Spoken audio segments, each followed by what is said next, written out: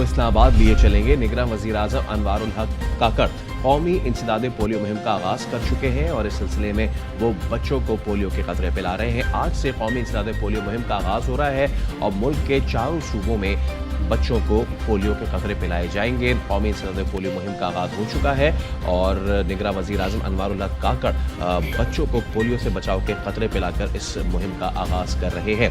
پورے ملک میں آج سے مہم کا آغاز ہو چکا ہے۔ سندھ، بلوچستان، پنجاب، خیبر پختونخوا میں تمام تر صوبوں میں اس کا آغاز ہو چکا ہے اور اس سے پہلے نگراں وزیر صحت نے بھی یہ اپیل کی ہے کہ تمام کے تمام تر افراد اپنے بچوں کو پولیو سے ویکسین کے قطرے پلائیں۔